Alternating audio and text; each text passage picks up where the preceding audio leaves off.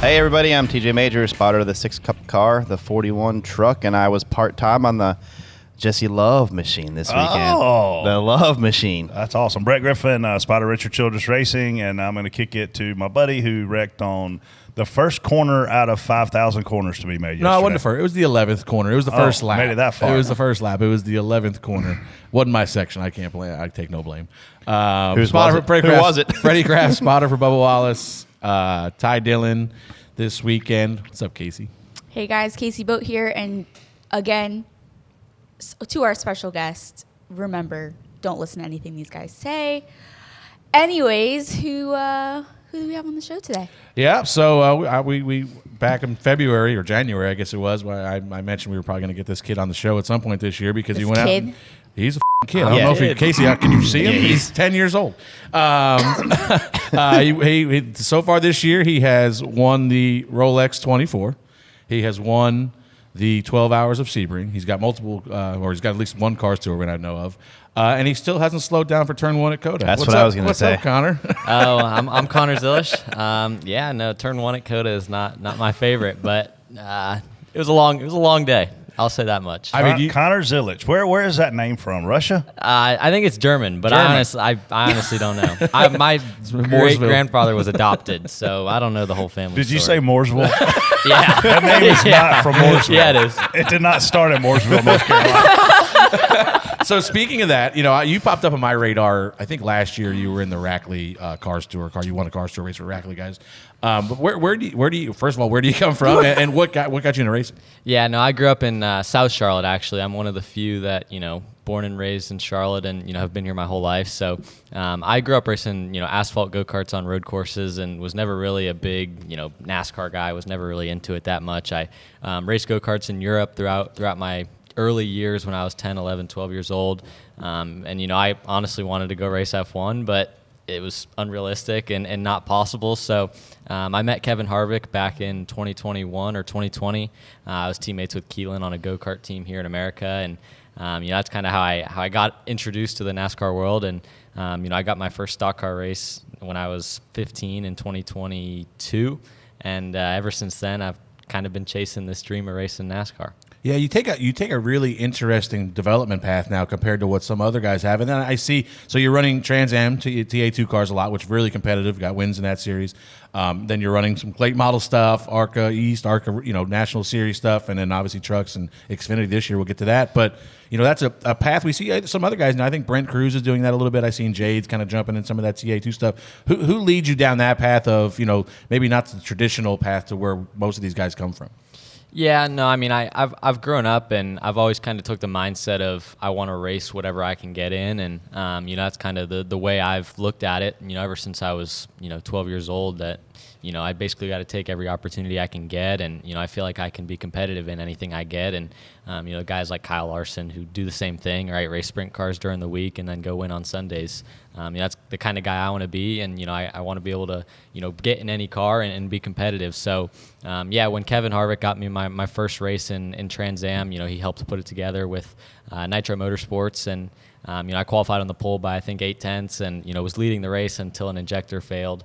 But that kind of got my foot in the door, and I got a full-time ride the next year because of that. And ever since then, I've started doing late model stuff with Chevrolet. I actually met Josh Wise, Kyle Larson, when he was running a go-kart race, a big go-kart race, I think Roval weekend one year, and that's kind of where I met Josh Wise and everyone at Chevrolet, and made that connection. And we went out to Famous Toast that week, and Josh, I guess he saw something in me, and that ever since then I've worked with him, and he's been a big help and kind of pushing me in the right direction. So do you go to school? I'm a senior in high school, but I do online school. So okay.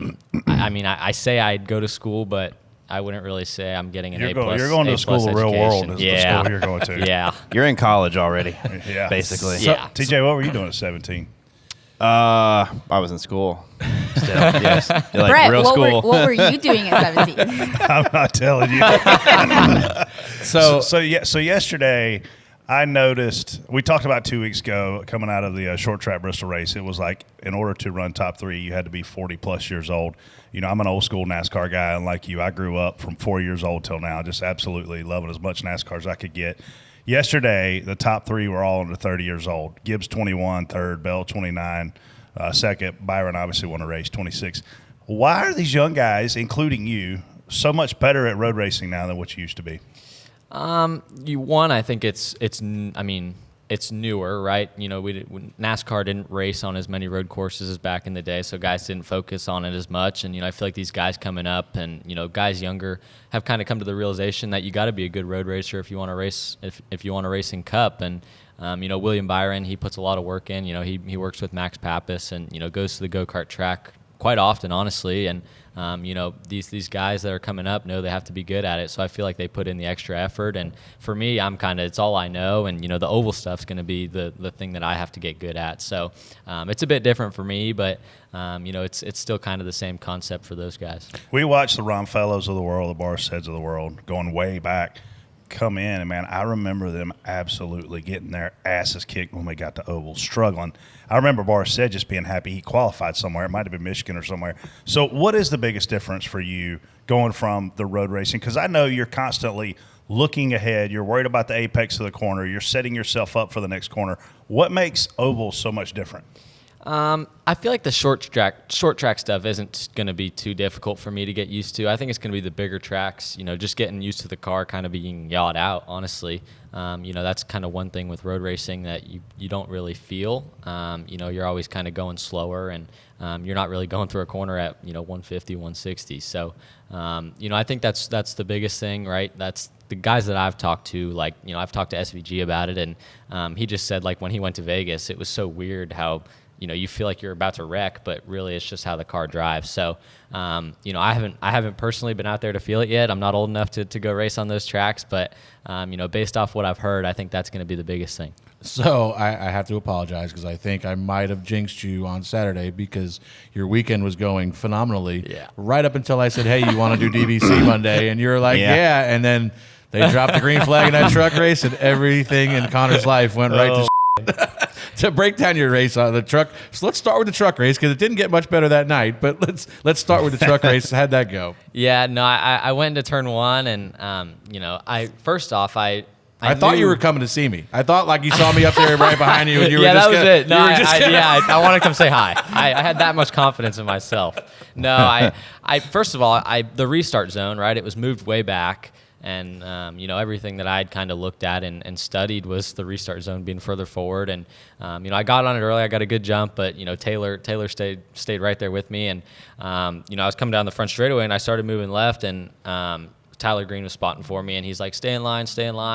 And I didn't realize, like, I was like, can we move out of, like, can I block before the start-finish line? So, you know, Taylor Gray got underneath me, and, you know, I kind of lost all my references, and, you know, I was looking in my mirror, and, you know, just rookie mistake, honestly. But, you know, I locked up, went straight off in turn 1, and then that caused me to cut a tire there, flat spotted so bad, the left front cut.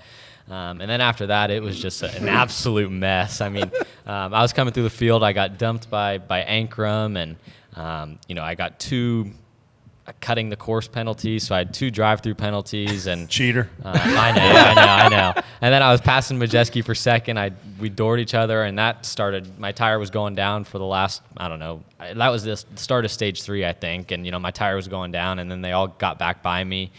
So then when the caution came out at the end, I think I was running 4th, and, you know, they told me to pit, and I was going to be the first car coming down pit road. I was like, man, why are we pitting? And they took the tire off the right rear it was, and it was like completely corded.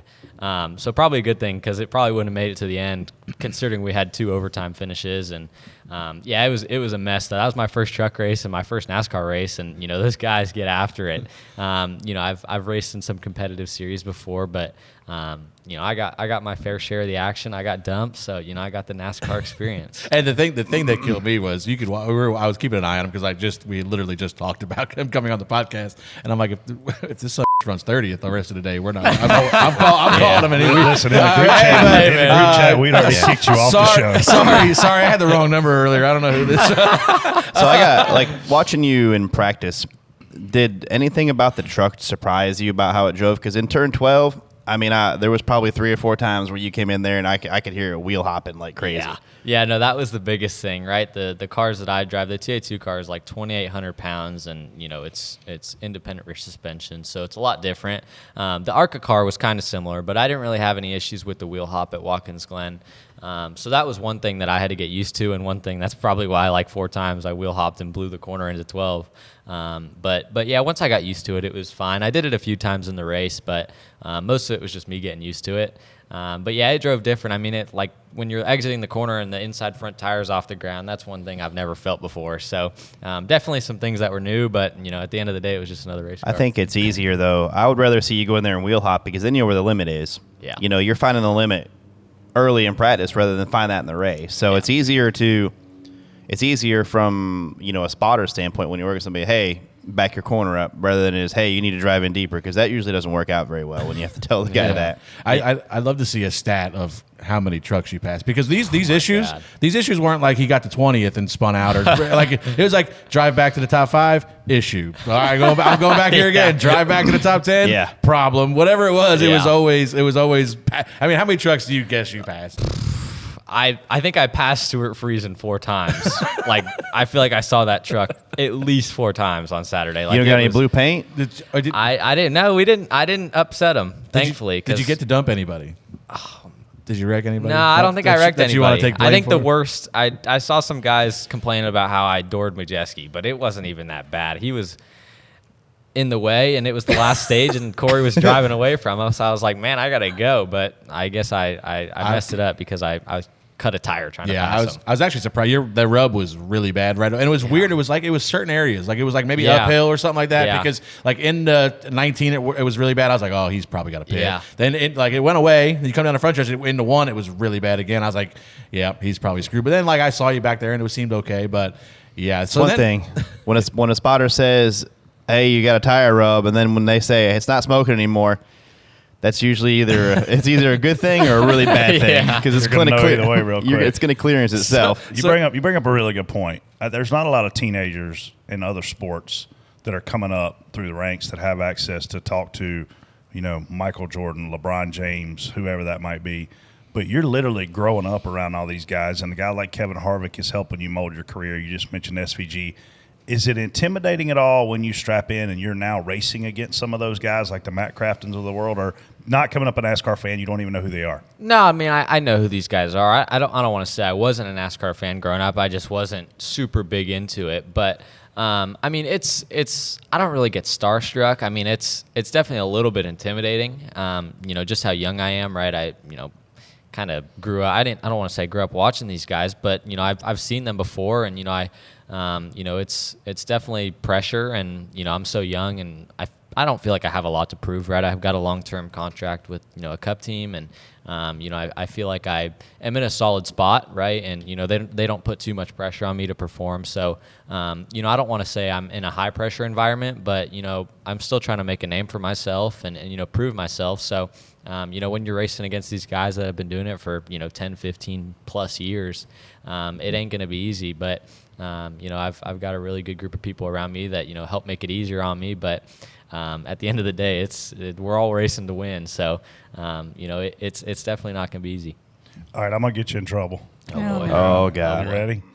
So I all weekend. I don't even know if I could say that with you sitting here beside me, 17 years old. I complained all weekend about track limits, and I understand why they exist. But I'm going to ask you a point-blank question. As a driver, let me rephrase. Let me back up. As a fan, when I'm sitting there watching this thing on TV play out, and I watch you completely blow a corner with no penalty, and then 3 corners later, I watch you stay on the racetrack versus not being in the dirt, and they penalize you, why and how is it possible for us to make these rules enforceable but understandable?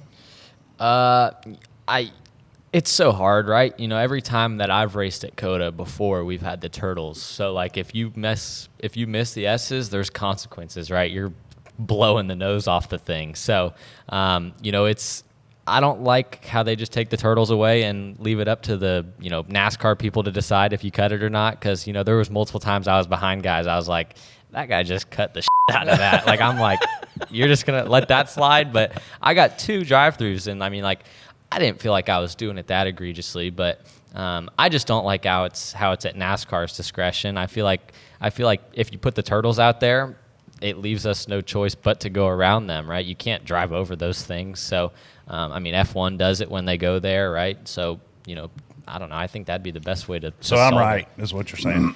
I mean, I feel like it's such a judgment. I feel like it's just such a judgment call, though. It's tough to. I mean, we've had turtles before and badly, but I think they need to get more in line. You talk about Formula One, like Formula One has different rules for that. It shouldn't be just cut and dry. You missed it by 3 inches. We're black flagging you. Formula One has warnings. They have, now you can't just solely rely on warnings, because if you don't have a warning all day, then you can just drive through there on the last one. So they have, like, if you do it really egregiously, then they just say, all right, you have to give that spot back, or you got a time penalty or whatever. So you're okay with invisible? I'm okay with it's visible. It's a visible line. If you're on the right side of those rumble strips, that's a penalty. The problem is, though, Freddie, you're right. It is visible, but there's no visible out of bounds for a fan that's watching. And also, it's not enforced in every corner. Yeah. It's pick and choose. They want it. So this was a disaster last week, and I'm sure you probably went through it yourself. Up until Wednesday, I think it was. Or no, I'm sorry. Starting Wednesday. I was walking the track, and we're going through the S's. We have the idea that we are not allowed to cut anywhere. And halfway through the track walk, we get an email from NASCAR. It's like, all right, we've decided that we're just doing the S's now. And so last year it was just the S's. Wednesday of this week, they sent out messages to the drivers. You can't cut any corners. So Wednesday, Thursday, these guys are spending God knows how many hours in the sim trying to relearn how to race the racetrack. Yeah, it's a completely different racetrack. It's a different racetrack. So then we get to the track I think we landed on Friday, and then they're like, we actually don't have the capability to do that everywhere, so we're just going back to. So now you got all these guys that are prepared to run the way one way, then they change, we're prepared to run it again another way, and then it changed a third time to go back to the first way. But yeah, I'm okay with I obviously hated it. If I hear the words post and course cutting again, I'm going to kill myself, because it was Saturday. It was all day. It was 47 penalties, and I was only there for one of the races, and it was enough for me. So I can't imagine what the second one was, but yeah, it was a lot. So Connor, I mean, I would ask you this question, but I guess you were part of it. But how vocal were teams to the drivers about, like, they're basically penalizing everybody? Because I feel that there was a little bit of inconsistency around some of the drivers, not to get myself in trouble, of having penalties compared to just letting what's it your go. Question? Were they inconsistent around who they were penalizing? I don't think so. Like, I don't want to. I mean, I wasn't around everybody, so I don't really know. But I know that every single time I went through turn 2 and I was about to enter the S's, Tyler, would come on the radio. All right, bud, keep it on the track. I was like, all right, come on. And then I still got 2 drive-throughs. And it seemed, and I don't know when you got yours, but it seemed to me like watching the Xfinity race, majority of the time you got one is because you were following somebody in there. Oh, 100%. Yeah. I mean, you can't see the ground right in front of you when you got a car right in front of you. So it's super difficult, and you're kind of just judging off where they are. And, that's kind of when I got to the point. I was so fast to the S's, I would literally just make sure I was half a car outside of the car in front of me, just so I know I didn't cut it. After I got the second one, I was like, I am not getting another drive-through today. So what's your next NASCAR race? I think it'll be later in the year. I have 3 truck races announced right now. We're working on getting more with Spire. And then I have Watkins Glen. I think Watkins Glen right now is my first one that I have for sure in the Xfinity car. And Brian Patty was your crew chief? Yeah, Patty. Dude, how awesome is he? He's a good dude, man. I don't know what he expected going into the weekend. I feel like I was pretty confident, but I think he was excited, right? He enjoys road racing, right? He worked with Montoya and Fellows and a lot of those guys that were good at it, so he enjoys it. He even helped Clint Boyer win a road race. That's how good Brian Patty is. Exactly. So, he definitely enjoyed working with me, and I feel like we got along really well. So, we got a few more races later this year, and I'm excited to work with him. He's definitely one of the guys, one of the smarter guys I've worked with. You should try to hook him to your hip and take him with you everywhere you go. Having worked with Brian Patty, he makes everybody's car go fast. It doesn't matter what he's doing. I want to shift gears for a second. Social media. You and Jesse Love were going at it last night and making fun of each other, which I thought was hilarious. It's such a big part of your career now. 15, 20 years ago, nobody even knew what it was, right? But now, like, you have to have the followers. You have to have the engagement. You have to have a platform to market yourself and also your partners. How do you balance that, man? How do you have fun with it but not get in trouble with it? Yeah, that's one thing that I've realized has, gotten to be very important, and, one thing that I've started to try and take more seriously.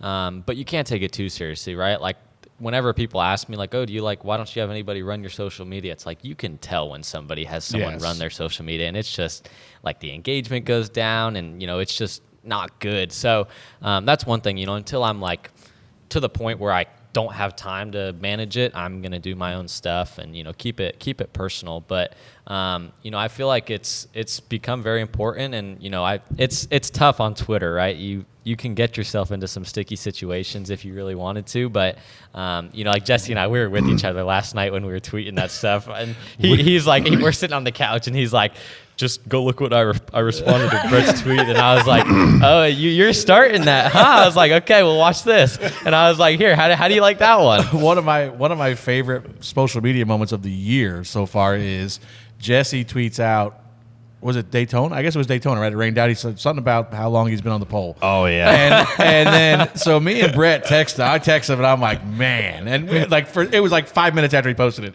And he's dying. He's laughing. He's like, oh, man, that don't sound good. So I was like, yeah. And then like an hour later, it blows up. And, and he's like, yo, am I going to get in trouble? We're like, no, you didn't do anything wrong. Yeah. Oh, that was hilarious. But the comments he went from like laughing about it to like an hour later, he's like, oh, did I do something wrong? We're like, no, you're fine. Yeah. You didn't. I said, let everybody else take it out of context. You didn't do anything wrong. Yeah. We've never been in any sticky situations because of social media. Speaking of social media, though, obviously you have a development deal with Trackhouse, and they are one one of the best teams. He just said a long term. A long term? Well, whatever. Long enough. I'm happy. Yeah, Multi-year. Multi-year.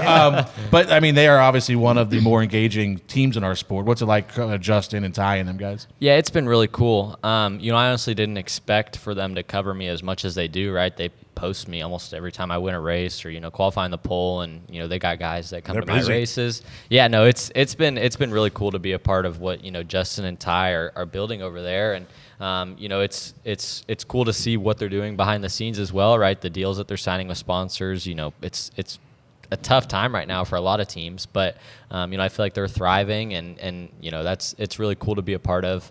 But yeah, they do such a good job keeping it modern and doing the right things on social media to help grow their brand, and it's honestly probably the best place for me to be, and I feel like I fit in really well with everything that they're doing. I know your schedule is way more full than Xfinity Truck Race. Where can people come see you race at? Yeah, I've got a bunch of I'm doing a whole ARCA East season. I've got 4 national races with Pinnacle lined up, so I got 12 total ARCA races, and then I'm also running 10 Cars Tour races, 8 to 10 Cars Tour races with Pinnacle as well. They got a new crew chief over there from Chad Bryant, Connor Hall's old crew chief. So I feel like we've got a really good shot at winning some races in late model stock. I struggled last year. I didn't quite have what I needed to run up front. That stuff's so competitive. But yeah, I'm doing the Cars Tour races, and then I've got the IMSA races I'm doing. I got 3 more of the endurance stuff. So that's going to keep me busy. Those races are – the 24-hour race was so cool. That was just the most, different – experience, staying awake for 24 hours for a race. So you didn't nap any? I slept from 11 p.m. to 12 a.m. That was it. 1 hour. I slept 1 hour. Who were your teammates again? Christian Rasmussen, he's an IndyCar driver. Ryan Dial, he's a veteran in sport cars. And then in the class I'm in, every team has to have what's called a bronze driver, which is a gentleman driver, right? They usually fund most of the program. Mine was Dwight Merriman. So, there's he a ran lot minimum drive time. Minimum by a minute over minimum drive time. So yeah. How many hours did you run? I was 18. over 6. I was like 6.5. The rest of us, me, Ryan, and Christian split about 6.5. I finished the race at Sebring.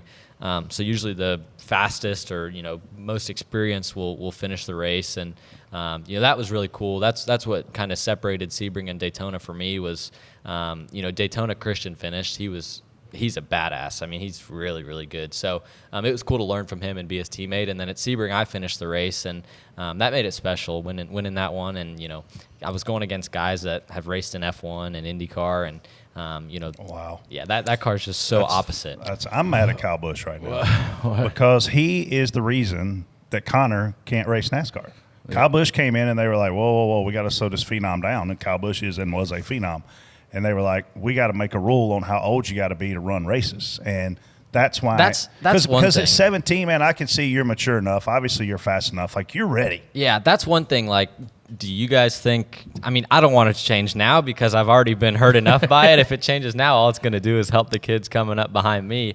But is there any chance of that going away, age I doubt it. restrictions? I think that they should adopt a rule kind of like similar to the Chili Bowl. Right. Like it's a case-by-case basis. Obviously – I'd rather race with you than half the 35-year-olds that are out there right now. You know what I mean? Like, especially the truck series. Yeah. There should go into look at this kid's resume. Look what he's done. He's been on ovals before. He's more than capable of more than probably half the field already.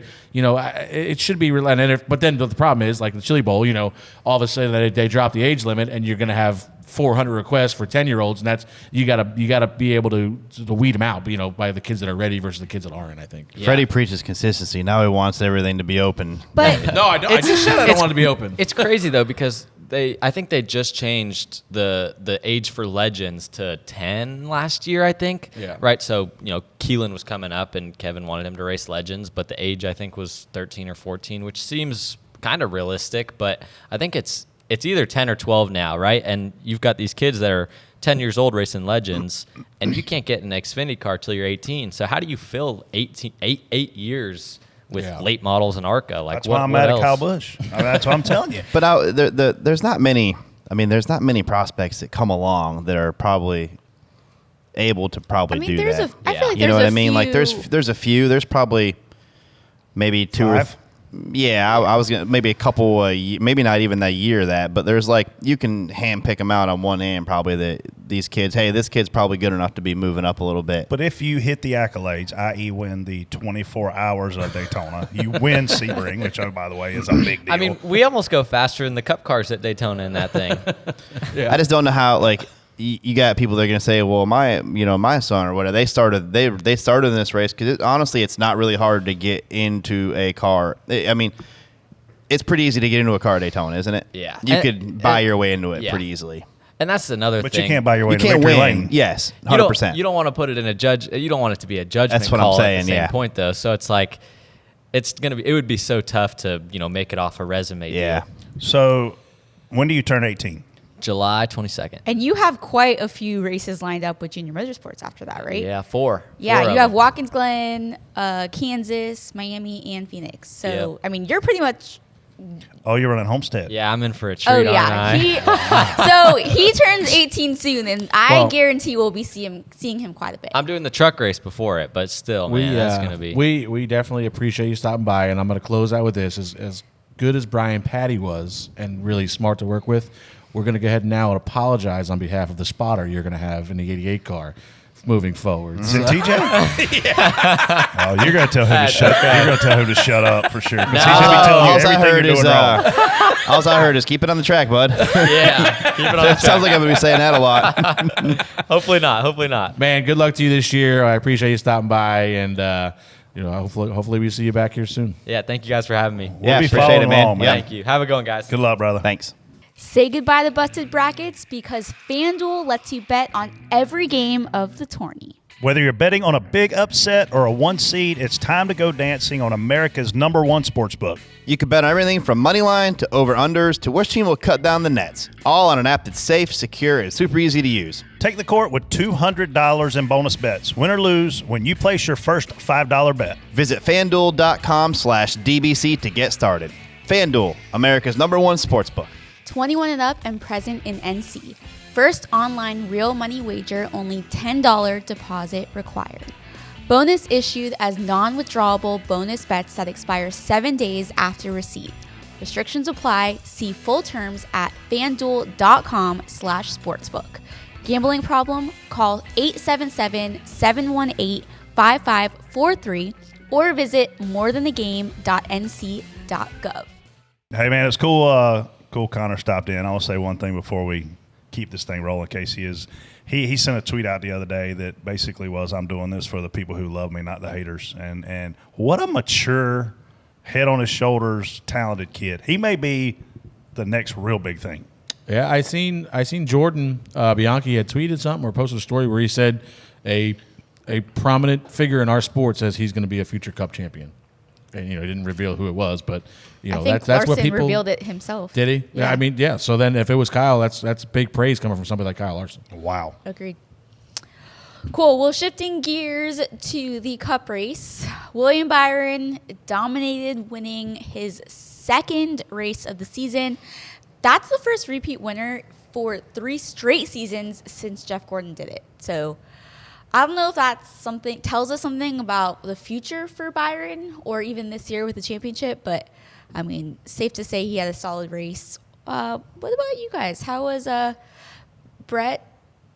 I mean, Freddie. Brett didn't. Brett Yeah, I was gonna say Brett watched it from the couch. Brett's probably but drunk. If I had to Freddie, guess. TJ, Yes. I hear you guys had some real close They contact. had some run-ins. Brad Yeah. finally paid Bubba back for one of the 3 or 4 I don't times consider we that wrecked. one of them. Why not? Because Did you spin us in front out? of us. You stopped in front of us. Yeah. It turns out you got to slow down for that tight corner. Yeah, you slowed down too much. Yeah, apparently. Don't do that. As I seen you sliding in there trying to pass the 42. Wow, you were 15 mile-an-hour slower than your normal speed at that point. Okay. You're gonna get hit. All right. Well. So tell us what happened here. You spun There's us out. not. There was nothing. I mean, it was just. Brad did not do it intentionally.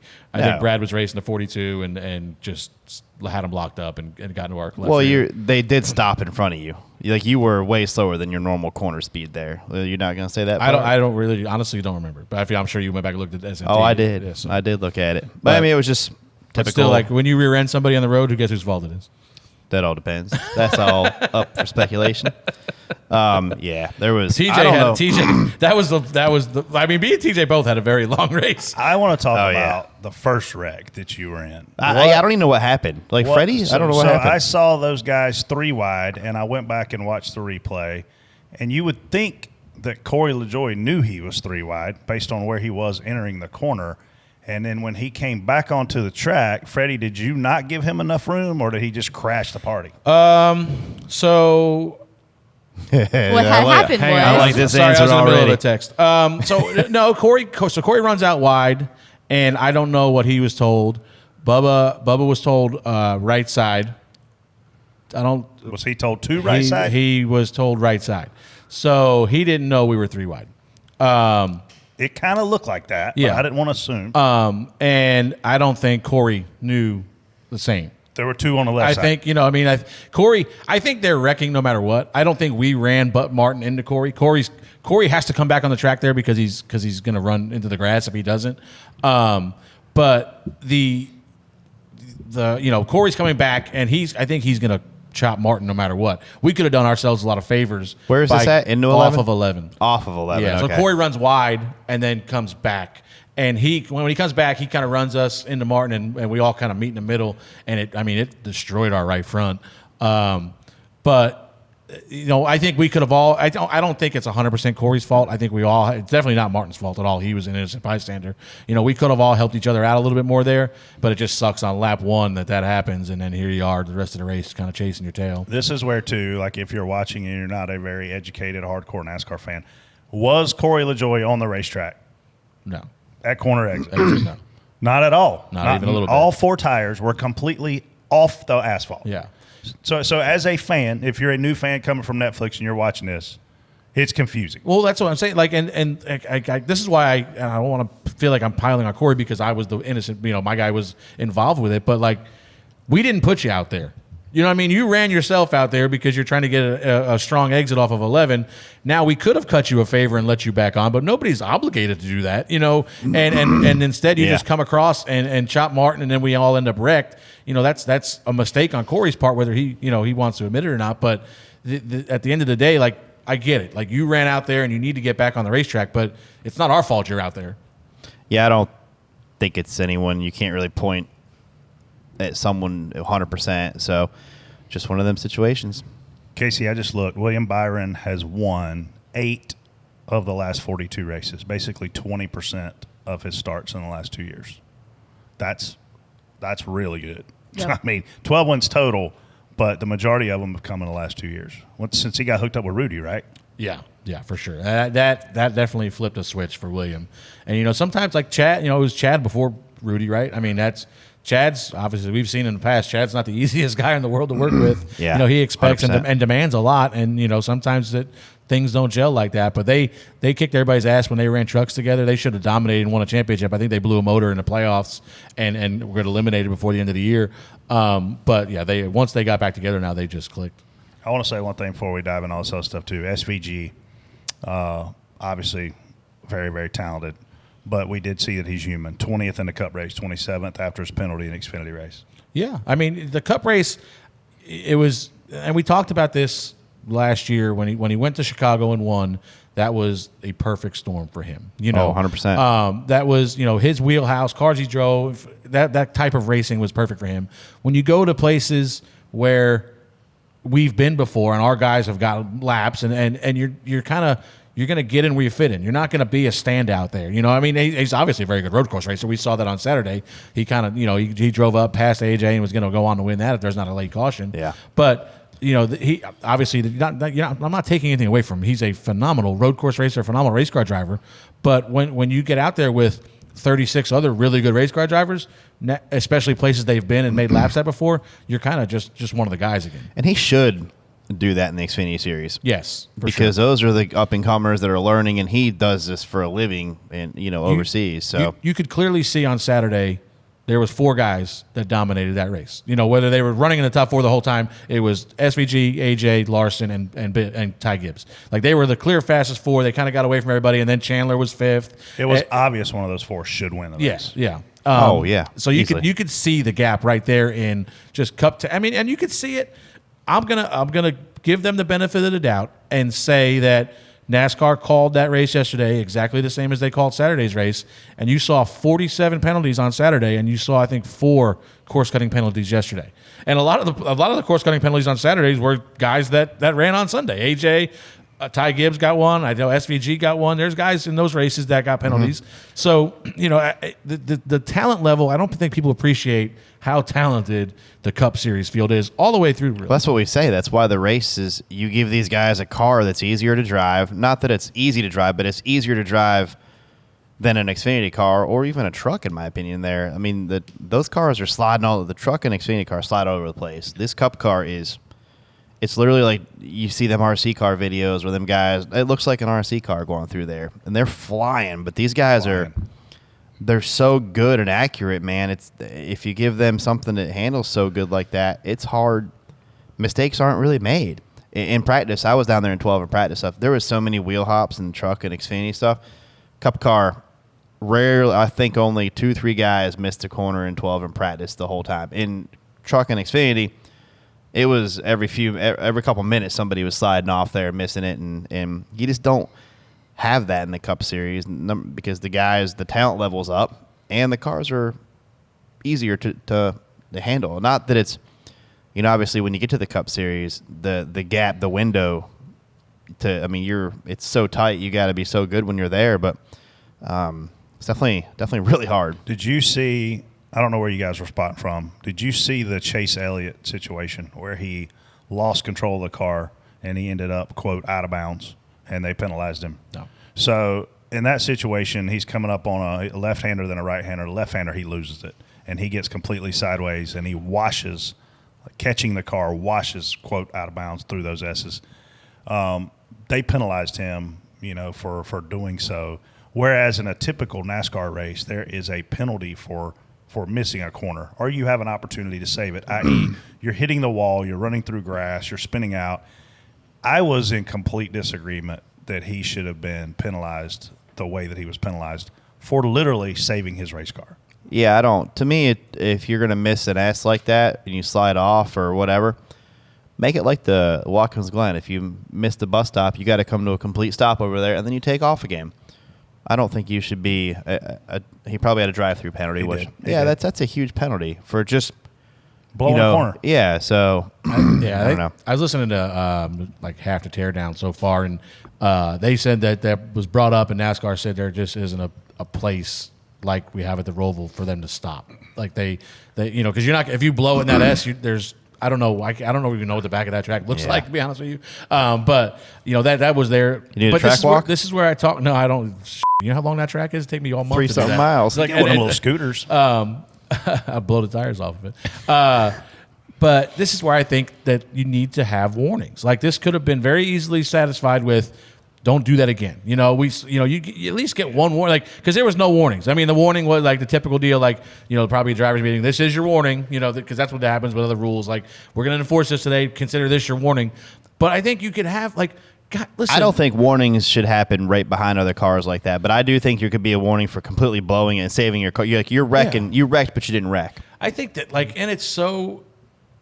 Like I said, I think that they need to adopt some kind of, if they're going to continue this, especially at that place, and then especially if we go to some kind of full course where they're using this, you have to have warnings, because that's what they're basing it off of Formula One. I don't know. We don't need to. We need curbs. We need something. I agree with you. There doesn't need to be any more line. Don't cross this line. I agree. But then how do you officiate that? Like, how do we count? The problem is we shouldn't have to officiate. No, it should officiates officiate itself. It officiates itself. I want to ask y'all one more thing before we jump, Casey. Listen, the tires were all we talked about last week. How do you guys rate the tire yesterday at COTA? I mean, hard as rocks, barely fell off. Yeah, it was not a lot of fall. I mean, there was fall off, but not a lot of fall off. Obviously nowhere near what we had last Not like week. what you would have at Sonoma, where a guy would pit and you'd know if he had 4-lap tires. Yeah. Nothing like. I'm not even close. Like, I'm not even sure if the cost comes out the end. I don't think yesterday was any kind of reflection on last week, because I don't know that you can snap your fingers and make a change like that. When I don't know how you got to pack up and get out there and stuff. So I don't know that. I think you'll see Martinsville maybe this week. Richmond is going to be a direct result of what happened at Bristol. But yeah, definitely it was similar to what we had last year. We had a lot of fall off. Would love to have a tire you could blow the rear tires off of at COTA and any road course. Honestly, it would be awesome. I mean, it would just be, you'd see guys. I mean, SVG would probably be up near the front more, because he's used to driving stuff like that. And to be honest, there's not a lot of the crop of guys we got now. There's only a few of them in there that have ever had to really drive stuff like that, where you could blow the rear tires off the thing and it would hurt you later on. That Bristol race was the first time that I've seen something like that since. But that's how we used to race. That's how it used to be. You saw the guys that they had finesse. They knew how to take care of their stuff, and there was an art to it. And now there's an old saying. Put an egg under the throttle? Well, yeah, but there's an even older saying that's anywhere that Kyle Petty ran fast, you should lift at start-finish line. Yeah. Like the Rockinghams and Dovers back in the day. Because to your point, man, some guys knew how to take care of their stuff. Some guys didn't. Yeah, Martinsville, Bristol, the guys that lift early and aren't just as hard as you can get into the corner. But it was a talent. But to me, it was a talent for them guys to be able to do that stuff. And I would like to see some of that come back to these road courses like Sonoma. You had comers and goers, because guys would run super fast, but 10 laps later, they're dropping. Yeah. Real quick before we go in the spot on spot off, obviously now we know Justin Haley, great run yesterday, got penalized for weight issues.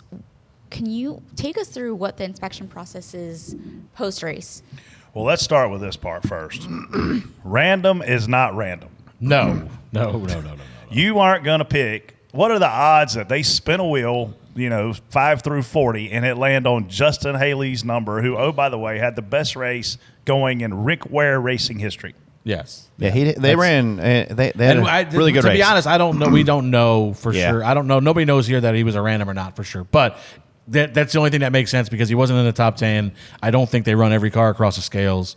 So I'm assuming that he was some kind of random, and he was light. Less than a 10-pound dumbbell line. Yes. So do I think that that's an advantage? Yes, I do. Yeah. I truly do. Do I think that it makes an average running position of 14th by Justin Haley and Rick Ware Racing versus what they normally run out there, which would be in the 30s, possible? No, I don't think 8 pounds does that for you. Do you think that? No. All right, well, we agree on that. And listen, Justin probably should have ran better. I seen where he said, and this is I'm not picking on them because they're doing a phenomenal job this year, I think. But, they still have to clean up small issues because they didn't get the car full on the last pit stop. So Justin, instead of being able he was running 10th or 12th. Yeah, right around 11. And he couldn't attack that last run because he had to save fuel to get to the end of the race. So, instead of being able to attack, and probably he could have easily probably protected his position of 10th, 12th, wherever it was. And now he's falling back into the clutches. I mean, now he gets, unfortunately, gets disqualified. But it sucks for them guys. And you beat yourself. Yeah, but Justin, I mean, at this point, he's got to be considered one of the most underrated drivers out there because you saw what he did last week. Last week, he could drive to the front and kind of maintain it pretty well. He's doing a great job in that 51 car. On last week's DJD, Dale asked Chase Elliott about his interest in participating in Season 2 of Full Speed. Here is what he had to say. It might not be the most entertaining thing or the most popular answer or whatever, but, dude, I really just want to go fast, and I want to do my job at a high level. And if I feel like there's anything that's going to take away from that, I'm probably going to say no to it. Spot on, spot off. Freddie. Oh, great. Here comes the portion of the show where everybody says we hate Chase Elliott. Why do people say that? I don't know. I mean, we can probably come up with a few. I completely understand what Chase is saying. But it's just not how this game is played. I promise you, every driver in the field would like to just solely focus on going fast and solely focus on whatever's going to make them a better race car driver. But there's a whole other side to this, and it's the business side of this motorsports. And you can't just rely, Brett, on I'm not going to do that because I think it's going to slow me down on the racetrack. I hear him. My struggle is it better? Man, this is a complicated debate. Like, I can literally sit here and argue with myself. Connor just walked in here. He's a young kid. He's 17. He needs sponsors. Chase Elliott doesn't need sponsors. Connor needs owners to like him. Chase Elliott doesn't need an owner to like him. He has that. Like, Chase Elliott has never been in a bad race car in his life. Is that fair to say? Fair. Yeah, probably. I'd say it's really He's always been in elite cars. Is that fair? Yes. He has a ton of talent. He's a champion. He's a winner. Like, he's done all the things. But to help us, I mean, I'll go back to what Kevin Harvick took a freaking jab at Dale Earnhardt Jr. and said if he had ran better during his career, and oh, by the way, they're business partners now, but if Dale Jr. had run better during his career, our sport would be more popular than what it is. That's what Kevin Harvick said. Whether you agree with that or not, I don't know. But I can sit here and say if he were on this Netflix series this year, does it make more people watch the Netflix series? Does it make more fans come to our sport? And in my mind, the answer is yes.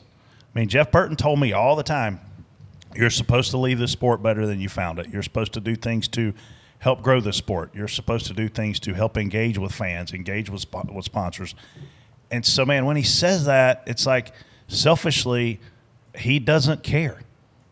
And I know that's probably not the case. But at the same time, it's a lot of work to do what Denny Hamlin did and let all these people into his world. Denny Hamlin doesn't have a championship, but he's a Hall of Fame driver in my mind. And he's running a company, and he gets the big picture. I don't know that Chase has to care. TJ. I think I'm spot on for what Chase said. Chase is just being Chase. And he's never, said he would want to do more. Chase just wanted to. He's never really changed.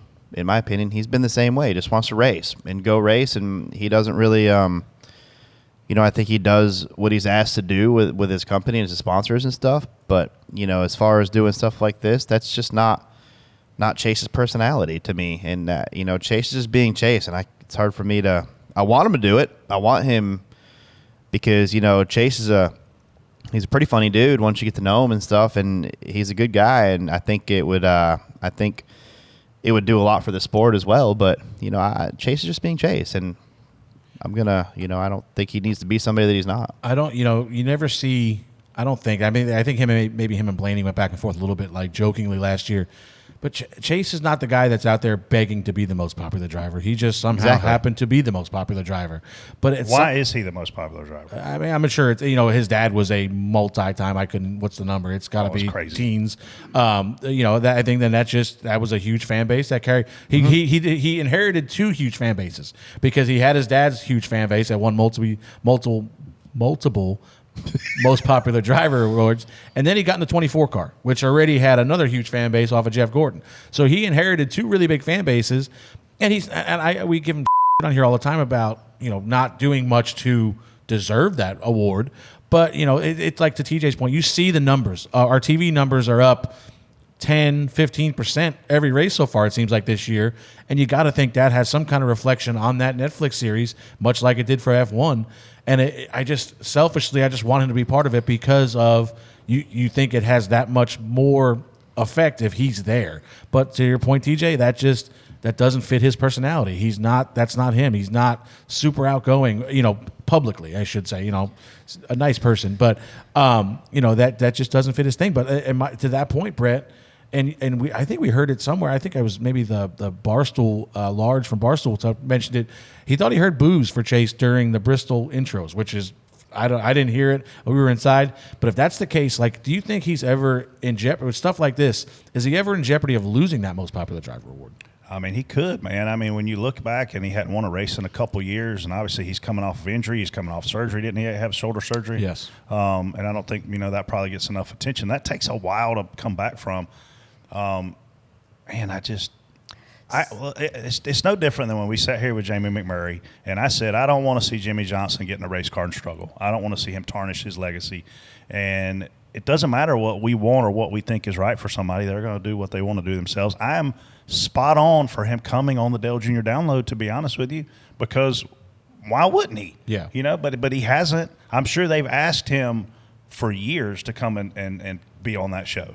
And, boom, here he is, and he's talking about things that are near and dear to him. So I don't think he deserves to be beat up over it. Maybe we're beating him up over it, but it's just I wish he would. And I think it would help our sport if he did. But he doesn't gain anything from it. That's my point. That's what I was about to say is it's no secret. He's getting a lot of for his performance on track. If he were to have been asked, can you be on this show, something that would take up more time, probably more stress, more things to add to his already busy schedule, I mean, would you say yes? If it doesn't really do anything for you? Listen, I worked with Elliott Sadler, and I managed him for 20 years. There's a lot of reasons why he moved back to Emporia, Virginia. One of them was because you couldn't get to him. If you asked him to do something in Charlotte, he didn't live here. There's a reason why Chase Elliott doesn't live here. There's a reason why Mark Martin didn't live here. Could they come to Charlotte? Yeah, they could fly in here whenever they wanted to, but they also had that easy excuse of, I'm not there. I'm not coming. We talked about on here, when we discussed the show, one of the stars of the show is Booty Barker. And I can tell you firsthand knowledge that if you asked Booty and he was completely up to him, he would have told you no. But, unfortunately for him, our boss, Denny, was an open book and wanted to make sure 2311 was an open book because he knew, and he saw people complain about how much attention 2311 got because of that. But he knew what that could do for the sport. And Booty hates it, but it made Booty a star. There's people coming by the hauler every week to try and talk to Booty now. And I bet he loves that. The number of people when I give a tour who ask where he is so they could meet him, it's unreal. But that's the beauty of the show is the guy you least expected to be a star is the star. But Chase is the star already. He has other things to focus on, right? That's why he's telling you no. Moving on, the caution-free Cup race at COTA fizzles out some of the buzz that's been building early this season. Spot on, spot off, Brett. I feel like they didn't throw a caution all day just to piss Freddie off. Because last week, Freddie was just on him about, hey man, we needed a caution here, we deserved a caution here.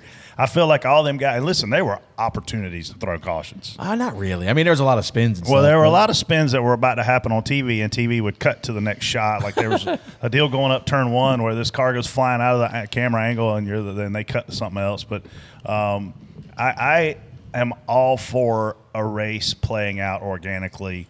And I think it adds to the strategies, and whatnot. I mean, I know we're now stopping again for stage breaks, and we went through the point where we kind of weren't. But I'm spot on for a caution-free race. It also got you guys out there faster. Are you spot on for the fact that this was the fastest Cup race in history? Yeah. Was it? I'm sure in it this was. track's history. Track's history. Sorry. There were some. It's got to be close to the fastest one in history, though. Last year was the fastest one, wasn't it? There was one under 2 hours. We beat this 1 hour 52 minutes. Yeah, we went. Where was it last year? Y'all remember? Sonoma. Where? Indy Road Course. Yeah, that makes sense. Indy Road Course. Yeah, I thought it was great. I thought that it was. There's half the fan base. So, I thought last year. Obviously, remember last year was show at the end. It was multiple green white checkers. We all go into turn one. We wipe each other out. We throw another yellow. Come back and do it again. It's dumb. I prefer this much more than that. But then you're going to look at half the fan base. Take the 2 races from this weekend. Half our fan base would rather see what happened at the end of the Xfinity race, where SVG is cruising to a win. The yellow comes out, turns into a bit of a show. They start pushing each other around. Kyle Larson ends up winning the race. And then the other half of our fan base, I think, wants to see the true best car and driver that day win the race. And that's what happened on yesterday, where Byron, I thought, was the best car all day. And we also got to see, talk about the stage breaks, Bell ran the race like there was no stage breaks, and probably should have won if there was a caution after lap 50, because he was on tires, he was coming, and he didn't get there in time. But he ran the race like there was, he didn't. The stage breaks were just cautions to him. He ran the race. He didn't pit the first stage. He stays out at the stage break, runs to lap 23 or 24, whatever was fuel run. Then he comes in again at 49. So then he's just running the race backwards like we used to do in the past, like we would have done if there was no stage breaks.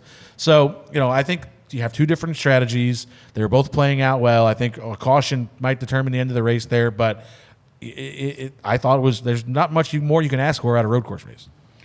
Why can't they enforce track limits everywhere? What was their reasoning for that? I think cameras probably, if I had to guess, because that's how they were doing it in that area, was that somebody, according to the TV broadcast that I was listening to, somebody would go through there. There must be somebody just dedicated to watching that corner or those set of corners.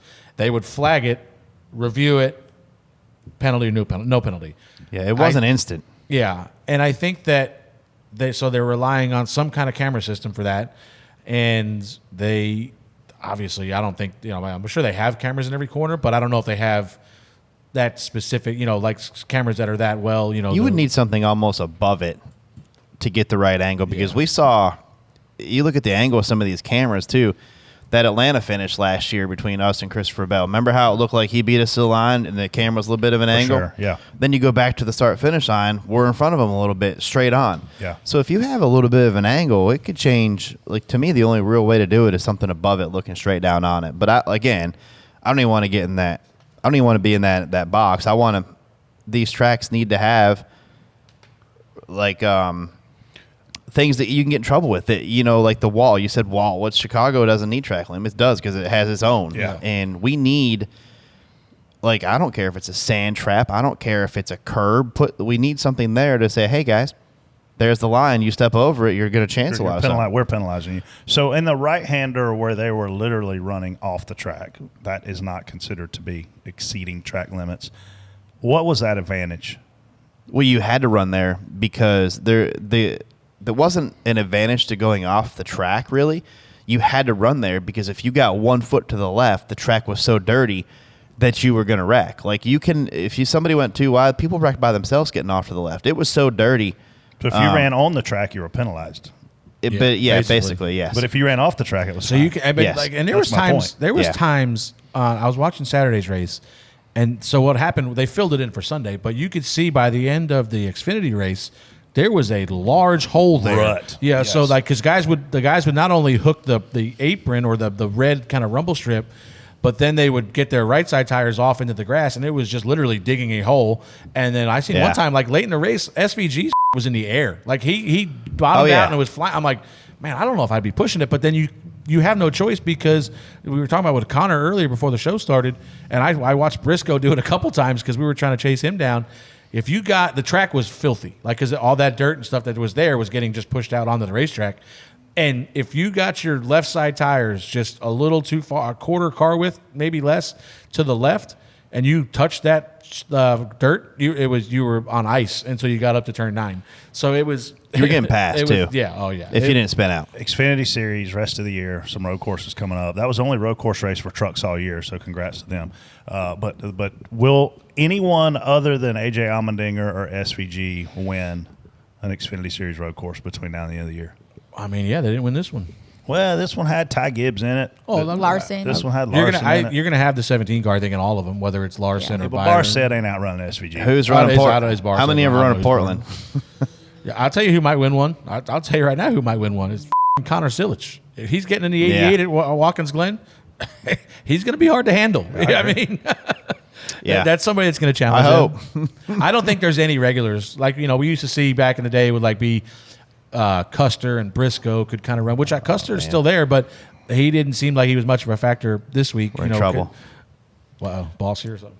You just had to. Mike Davis here too. We're definitely in trouble. That's what I said. So, Mike, you want to get on the mic? Mike Davis, you want to come join us? No, you don't want to. So, it was. There's guys out there that can win, and obviously, if you put a late race restart together, it's going to be a bit of a disaster. But where'd you stand on that? Just quickly. Which one? Like Austin Hill goes into turn 1, moves him. So SVG makes sure he pays him back, and then Austin is somehow mad about it at the end of the race. I don't understand it. I mean, but you could say the same really- thing about the Cup race with some of these guys, like Stenhouse and SVG or Stenhouse and who the third car. He tried that damn World War stuff again. I feel like there was just retaliation just all over. But this was a difference. This is completely different than that. This was This for the is win. definitely- He lined him up into one. I mean, he didn't go in there and wreck him, but he moved him out of the way so that he would The get the same lead. thing that happened to him back. Yeah, well, I mean, SVG did hit him much harder, but I think at that point SVG is saying, if I'm not winning this race, You're not winning. You're not winning this race either. Like, either I'm going to move you and I'm going to win, or Larson's going to win. But you're not. If you move me, you're not going to win. He didn't wreck him, but he definitely got him out of the way. I mean, and it was He wrecked himself. Really, the car. I think that was the last. he lap. took him. It was. I mean, I don't know. It's hard. I don't know how a guy can complain about. What I look at is where Austin Hill messed up is he didn't do a good enough job when he hit him to get away from him and stay away from him. If you're going to do that, you've got to do it enough to where the guy can't get back to you. Because if he gets back to you, you 100% know what's getting ready to happen. You got by him because you hit him. If he gets back to you, how is it not the same? I feel like I've known Austin a long time, and I've spotted for him in multiple series. And I think I hope it's just kind of heat of the moment. And when he goes back an hour later and looks at it, he goes, all right, because he said I don't know why he checked up into turn 1. He started to do that already, really? But then at the end of it, he's like, "Bud, I didn't really even hit him hard." Like, I mean, he said something about he checked up early into 1. I'm he justified the hitting, but you still got by him because you hit him. I don't think he's gonna. If you switch the role, if you reverse it, it's gonna be the same way. Yeah. So, but Austin drove a great race too. To be in position right there, I mean, he was in position to take advantage of something if anything happened. So, yeah. Well, this is a perfect segue into the next topic. Spot on, spot off. Kyle Busch confronting Christopher Bell after the race for contact between them in turn 1. I see you smiling, Brett. What do you think? Man, Kyle Busch is one of the greatest to ever drive a race car. But if anybody ever rolls up on me like that, I'm going to get my ass kicked or they're going to get their ass kicked. Like Christopher Bell was kind of caught off guard, and I don't know why he was, because he wrecked Larson and then he wrecked Kyle or whatever he did to Kyle. Christopher, backs up, leans on his car, and clearly surrenders to, I don't want any physical confrontation here. But I'm from a real redneck town, and Kyle was mad. Kyle had every right to do what he did. I'm spot on for the whole scenario happening, but, yeah, don't roll up on me like that. TJ. Did you see it? Oh, yeah. Yeah. TJ, did you see it? I mean, I saw a little How could video you clip not? of It was all over It was Twitter. everywhere. Yeah. Yeah, I don't know. I mean, I'm not Christopher Bell. I'm assuming is not much of a fighter. Like, I can't see Christopher Bell going anywhere and beating the shit out of somebody. Like, I've never seen him really that animated on pit road either. Like, I'm sure he's been mad, but Kyle? No, Oh, Bell, Christopher Bell. Yeah. But Kyle, what it reminded me of watching the video was Kyle storming up to Logano. That's what I at thought. Vegas. Yeah. You know what I mean? You remember that one? He's swung storming at up and he walked in there and swung, and I was like, Like I knew by then I knew he didn't hit him, but that's what it reminded me of. But Bell was just, I think Bell was dumbfounded because if you watch the wreck, I'm not blaming all of it on Bell. You know, Bell's going into Bell's one inside. Bell is inside. Yeah. Kyle opens his entry way up into Way one, which up. guys do, and he's trying to, I assume, set the guy up in front of him. But he opens his entry way up and then tries to cut down, and Bell's there. You know, you gotta cover that. Bell- It's not Bell's job to lift for you to make that pass. Yeah, He's there to pass you. you know, Bell gets in there hot, and I don't think, like, you can see when a guy clearly, like, dives in there, brakes locked up, or just pushes the entry. Well, can you? I saw it right when you ran in the back of me. You know, at 50-50 at anything, and I probably put a little bit more of it on Kyle just for the fact that you open your entry up so much. You got to expect if somebody's back there within 2 or 3 car lengths of you, they're going to get there. If that's John Hunter, if he's 8 back, he's in there. I'm going to go ahead and tell you that. I don't. What I wonder is, so you saw Kyle walk up to him, and he starts counting. Did you see him that happened there last year. Bell got him there last year. I didn't go back and see what happened. Okay. But according to Jordan Bianchi on the teardown last night, they Bell dumped him there last year, and then they got into it again this year, and it was so they speculated that it was, you know, this has happened now twice. It's not going to happen a third time. You know, so okay. you got one coming. Well, yeah. I can't blame all Christopher, but I can see where Kyle's frustration is too, though. And I think Christopher was honest after the race in saying, listen, I screwed up and dumped Larson. Like, I screwed up and got in there and ran in the back of Kyle and spun him out. He goes, in the one, I was just taking my corner, and he left the door open. Was open. You know, and he's like that. So he owned the fact that he dumped. It wasn't like he was just saying, you know, like kind of like Austin Hill, I'm innocent. I didn't do nothing wrong here. You know, he openly admitted, I dumped Kyle Larson. Well, what I don't understand here's what worries me, though, is Christopher Bell put himself out there as the guy that you can run up to after the race, and he's just going to surrender. He didn't surrender. He didn't even flinch. He leaned back on his car and was trying to get away from Kyle Well, the dude Busch. was like on top of him. What did Ross Chastain do when Noah Gragson walked up to him?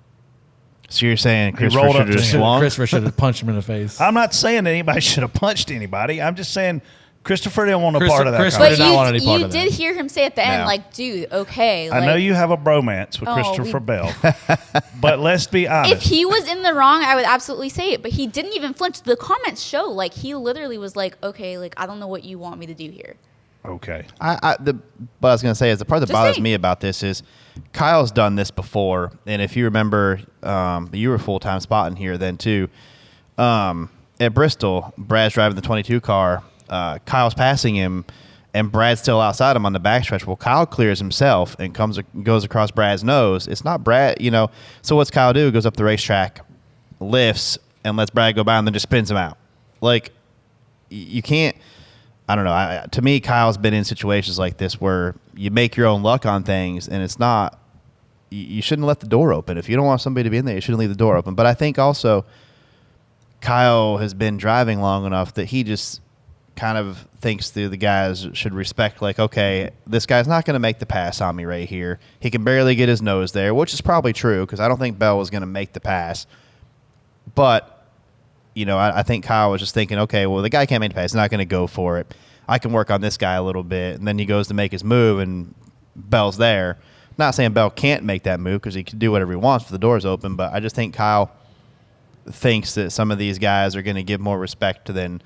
You don't see it much these days. You don't see much respect. My favorite part of these wrecks are when they go back to some of the in-car cameras and you see and hear the contact, and then you hear the guy who initiated the contact just floor it. Throttle up, yeah. Like, oh, yeah. Not only am I Yeah. wrecking you, I ain't lifting, I'm going to really wreck you. Who all day show that with? I can't remember, but it was pretty funny. All right. Well, what do you guys think about this one? Spot on, spot off. Ty Gibbs should have let Bell go. Run down Byron. TJ. Yeah, I'm spot on, I think. Wow. What, should have let him I go? agree. I have never heard TJ, though, on this side of the argument because he's usually like, what if a caution comes out? What if that guy has a problem? But that's his teammate. I mean, I put myself in that situation, and if I look at us, like if it's teammate, I mean, that's just somebody he sits in Monday meetings with every week too. And if he's got better tires than you at a place like this, and he's obviously marching him down, he ran him down pretty quick. Bell was flying. Yeah. Once he cleared whoever it was, he cleared. He was flying, and he was flying. And like I look at it, if we're running second and we're not catching the leader, and here comes Chris catches us, it doesn't make sense for us to try to hold him up. It improves your own chances to win the race. Let them race. Let them go up there and wreck each other. We saw that on Saturday. The two leaders take each other out, and the guy in third place wins the race. 100%. You let that guy go. If you're not catching him, to your point, obviously if you catch a yellow, but we just talked about it. We didn't see a yellow all day long, so you can't really bank on one there. So let them two idiots go. I'm going to go up there and hope that he catches them and hope they take each other out. Air blocking. This isn't an aero track like that where you can hold somebody off for a long time. This is a guy just ran you down. Ross was pretty good at that yesterday. Well, he wasn't air blocking. He just uses the car as a block itself. So I'm gonna tell you it's fine. side. I'm gonna have to disagree with both of y'all. You're running second, man. Who knows what could happen? That guy could have a problem. The leader run off the track, leader spin out, caution come out. I am just 100% cannot believe TJ. Because William Byron really looks like the type of guy that's going to run off the track at COTA. Saying, man, it's still a race. 2 years in a row, he's dominated a race. He could get a flat. I mean, there's all kind of things. Could. He didn't. He didn't. I just 2 years in a row. I'm team Ty. I think that, and I think I get that. I agree with you, but I think if that's Bubba in that situation, I'm spotting more for myself than helping Bell because my best shot to win the race is them two wrecking each other. So if you're worried about the 1 point for second or third, okay, I can see maybe racing it. There's one big thing about this story that people tend to forget. His name is on the building. His name is on the side of the hauler, and he's on every hauler, not just Ty Gibbs' hauler. Joe Gibbs. The word Gibbs is on everything. It's on the crew shirts. It's on every crew shirt. It's on every fire suit. So you don't think they're going to the competition meeting and I don't think they're going to fuss at Ty Gibbs tomorrow. Okay? I don't think anybody's going to fuss at him. I'm just saying Ty could be it's a veteran move to do that. Like these old school guys. He's not a veteran. But I'm saying he's learning and growing that direction. Second-year guy chasing his first win. This would have made it him look like, you know what, man, I'm going to get this back someday, and he'll probably need that back. I just wish I had the capabilities to hit a button in here. All the times TJ would have been on Ty Gibbs' side. We probably can come up with a and real. now he's on the other side. Listen, they're teammates. So, and like Freddie said, you let them guys go up there and wreck, you get 2 spots. I get it. Let's hear what the fans think on Reaction Theater. I'm so thankful a quarter of our schedule is road course racing. That was awesome. I love no passing, riding around, nothing going on, just logging laps. That's the best kind of racing. I love it so much. I wish they'd do half the schedule. We need more road course racing. That's beautiful racing. I love it. Don't you guys love it? I love it. I loved it yesterday because I hope races like that get less of them on the schedule. I'm obviously, I thought we were perfect. We had 2. I think 3 is probably a fair number. But when we have this year, 4 or 5. There was 6, now it's 5. Yeah. So I mean, it's 5. I think it's too many, and hopefully races like this will lend itself to maybe replacing a couple. It's a struggle though because we went through that era where road courses were better than short tracks, and road courses were way better than mile and a half. I think that era was the old car. It was. You could move guys. The races were a bit more of a show because of damage, and you could move guys. Now you really can't do anything. It started when Brian Vickers wrecked Tony Stewart in the last corner at Sonoma because they had been in a pissing match. Put him on the tires. Dude. I mean, Brian Vickers was like, "Oh, you want some? Come and get some." He did. I don't remember what year it was. I'm going to say 15 years ago. But that's when road courses were like, man, they're awesome, and now they're not for Cup. Yeah, I mean, Watkins Glen, Sonoma. I'll take Chicago Street Course over these other ones too. I mean, I can't wait to go there. By the way. Whoa, you want to talk about things you never thought people would say? There might have been some sarcasm in that comment. Regardless. Jeez. Want to give a big shout out to NASCAR. I had a really long week this week, 6-day work week, bunch of overtime. He got a good nap. Really tired. My one day off, sit down. I've been staying up late watching the basketball games. Sit down on the couch and nod off 2 or 3 times, got caught up on my sleep. Thanks for that, guys. Really appreciate it. Listen, I took some of the best naps of my life in college watching Cub races. You know what he didn't nap? What? Last week at Bristol. No. TJ must have been wearing a blindfold or something. Brad ran over everything but the pace car. Holla. Who has wrecked more was that cars you? this year to Brett Keselowski? Oh, I'd probably say William Byron and Alex Bowman at Daytona. I mean, That's only one wreck. More often, you may more occurrences. Volume of wrecks. we spun one guy. Well, the other one had it coming. Well, Well, The other one was like a legit like. Well, technically they both had it coming because I told Bubba last night. Bubba said, Well, you Brad, actually- yeah. Bubba said, did Brad have help? I said, no, but he probably owes us a few. Yeah, I mean, yeah. And the bad part about it is you still like finished decent. Yeah, we finished So, 15th. and the ones where you got us were Yeah. well, one we still finished. Yeah. Phoenix, we were okay. Yeah. We all California. I think we both wrecked, right? We were both out. But I don't know, I think that was maybe. when Harrison came piling in later and wiped us all out. But I love it. yeah, it's DBC, long-time listener, first-time caller. That race sucked, but anyways, looked like a car with the number 7 on it just nailed the right side of my truck down the garage. Anyway, hope you all are well. Just sitting here watching the 19 pit crew finish up their stop. It should be done any minute now. So catch you later. We stacking fenders instead of stacking pennies. That was that- talk about from highs to lows, man. I mean, and like we talked about how fast Bell was at the end of that race. Truex is really good. He was Was he? involved with that wreck early with us, so he had a pit, so he had to come out of a hole, and he got back up to the top 10. And then I think they had like a 16-second green flag stop at the end, which really, I think he drove back to the top That's 10. 2 pit stops. Yeah, basically. So he drove back to the top 10, but he had a lot of speed yesterday. I was driving on Saturday and getting updates when I could on the Twitter in between campus tours and whatnot, and I was so happy for Corey LaJoie. Like I watched that he made the top 10, and I was like, "Holy cow! Like this is a good run, major Yeah. accomplishment for Spire Motorsports for Corey." And then to have that happen on the first lap, man, I was just like, "Oh, I feel so bad for him." But I mean, he made his own bed, I guess. I don't know. I don't know if Bubba made the bed and Corey got in it, or if Corey made the bed and Bubba and Corey got in it. But one way or another, I don't, they both ended up in bed. but there was Nose to multiple nose. chances. I don't know where'd Corey end up. In the back. Bad. So, I mean, there's multiple chances to get it back though. If you were decent, you could get to the teens. Like you know, there was a group there you kind of got stuck in. I mean, once he just kept fading. I expected Todd Gilliland to be better yesterday. I really did. Yeah, he kind of, yeah. McDowell had problems. McDowell obviously could have been good, but Yeah, I mean, he just ran right around 20th. I expected him to run 15th or better. Yeah. And he's been good there. I think he won. I did truck not race. expect you to be as slow as you were. Oh, Especially we with were. Chris, I mean, Chris Buescher, bless his heart, he ain't been on We TV were, yet. He ran top 10 all day. They ain't even said his name.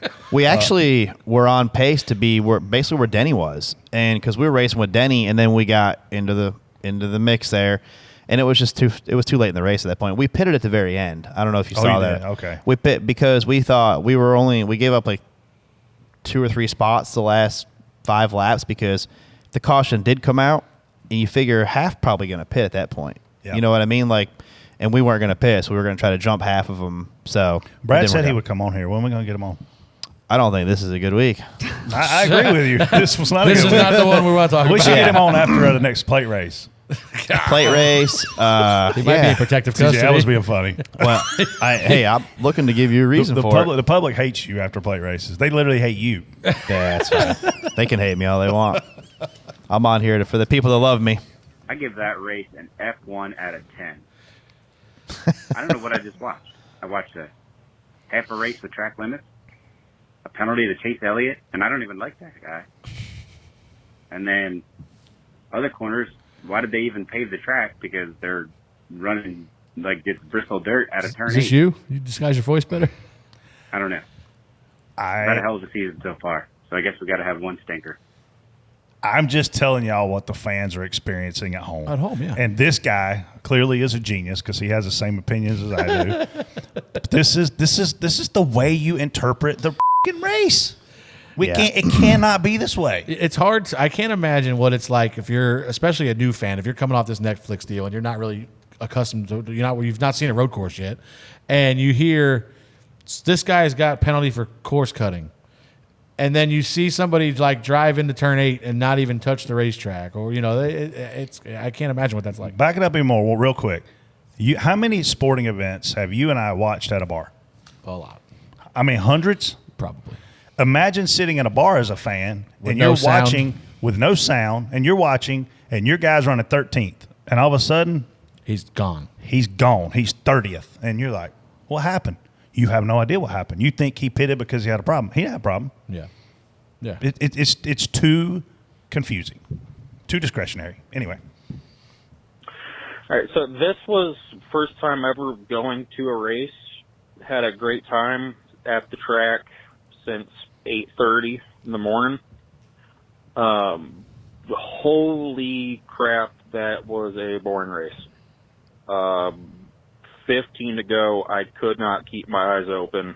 The only reason I stayed awake the entire race is because every time the cars came into turn 1, it would wake me up. It had a great time. It was a great experience. But, yeah, that race sucked.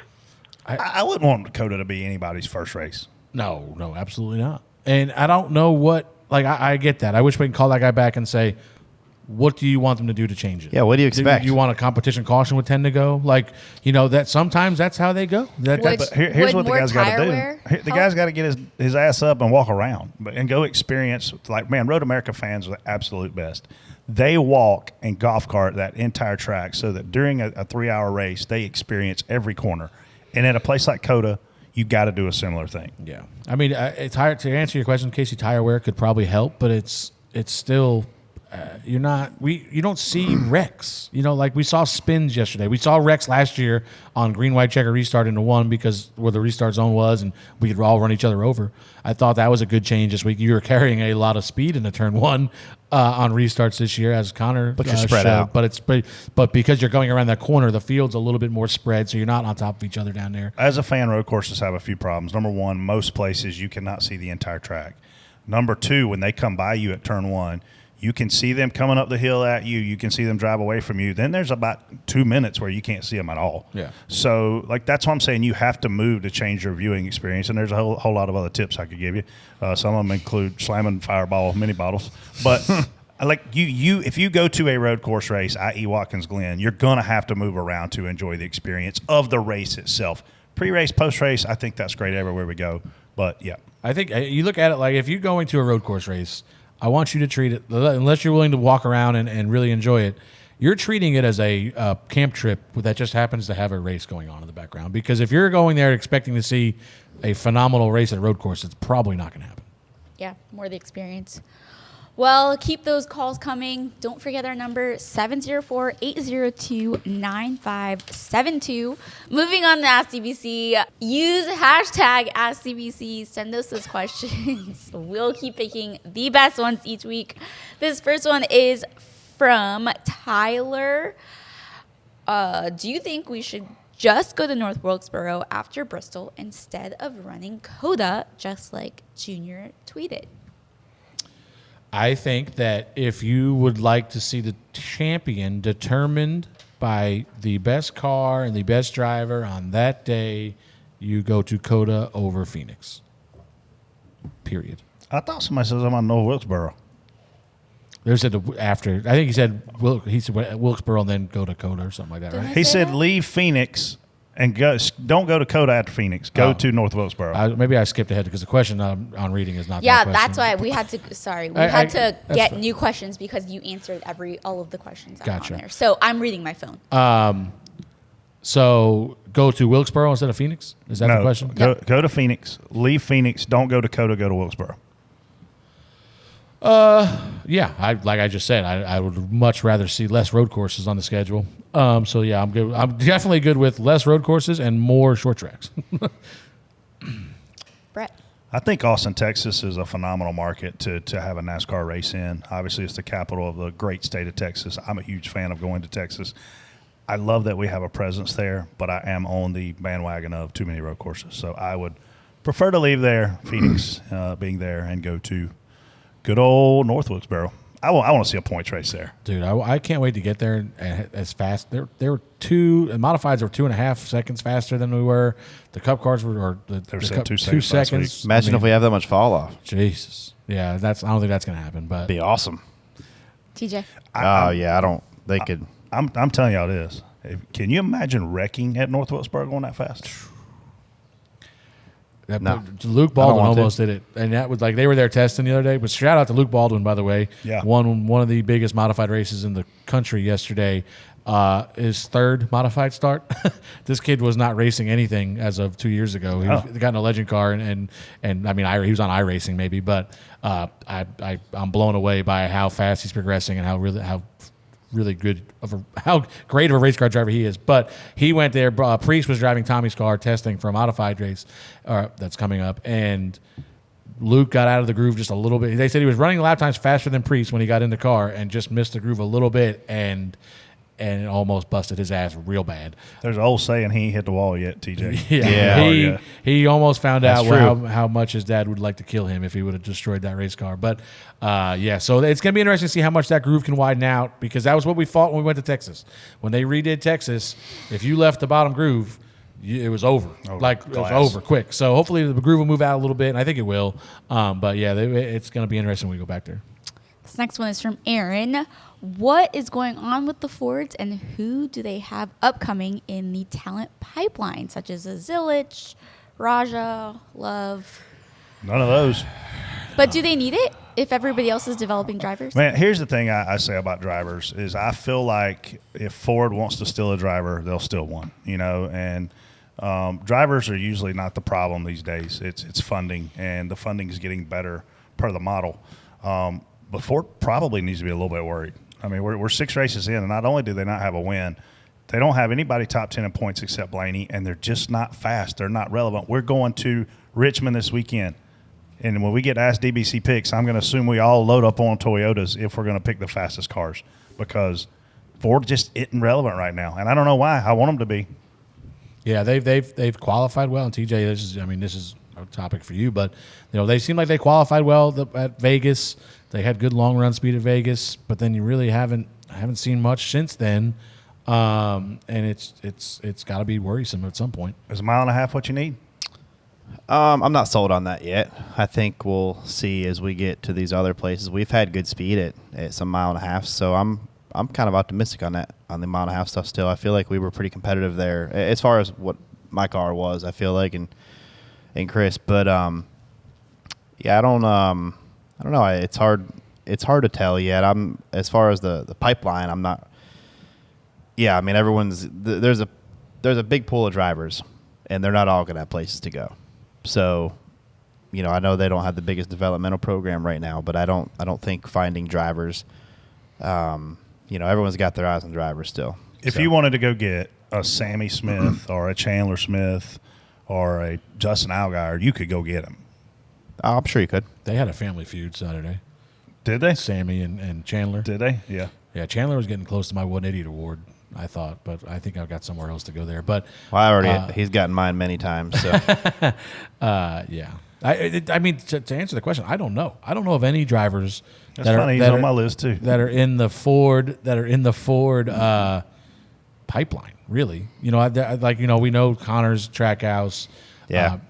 There's guys in the Toyota pipeline. Once Brad's truck team went away, it kind of But you see these drivers such as a Jesse Love, like once they get to a certain point, I mean, Ford or Chevy and Toyota have spent millions on Where does these Jesse drivers. go? Have they?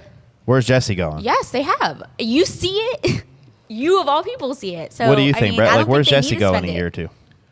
I think he's pretty set. Well, where's he going to go? Let's look at what happened. Okay, Richard Childress Racing, i.e. Chevrolet, went and stole Jesse Love. I mean, he wasn't going in that Xfinity car. He wasn't their number one pick to go, but holy cow, he ended up there, and I think he's ready. Austin Dillon, how much longer is he going to race? The problem is you've got a guy sitting there that is obviously more than ready for Cup and is stuck in Xfinity already. So now you're the second guy that's more than ready, stuck there. But Austin Hill could have gone Cup racing last year. Yeah. And he decided not to. Yeah, I agree. I agree. I don't think, and I think if he's sitting there right now looking at the scenario which he decided not to pursue, he's probably going, whew, yes. I'm glad I didn't. right? But I don't know, man. You got two guys at RCR that are probably both going to be Cup ready. One is now. One's going to be in 2 years with no charters, and right now no seats open. Yeah, and listen, you ain't going to fire Kyle Busch to put Austin Hill in a Cup car. There's charter movement coming. There's going to be teams acquiring a third charter, maybe more than a third charter. So there's going to be some seats opening. At the same time, there's two, I think, that are going away. So it's going to be interesting. But there's got to be. If you want a guy, you're going to go get him. It's plain and simple. That's all there is to it. How much longer is Brad race? You think? You're guessing. I don't know. I think he's probably got one more contract in him, or however long he wants that to be. But I think he's got one more contract. He's what, 40? Yeah. Yeah. I think he's got another contract in him, and I think Denny probably does too. Denny just said he wants to race for himself. Yeah, but I'm saying you gotta have a charter to do that. Yeah, but I think not really. I don't know how many. You could fire somebody. I don't know how many years Denny's got left, but I think Brad and Denny are probably close to the same time frame. Like I could see them being pretty close to within a year of each other of being done, but I don't think they're there yet. Do you think if either of them were to get another championship, they'd be done? No, I just think they both want to race still, and they're both really good at what they do, so they enjoy it, and they want to do it. They're both, not yesterday maybe for one of them, but they're both very competitive, obviously, so there's no reason to back down now. Joshua had a question that's similar to what we talked about a lot of this show.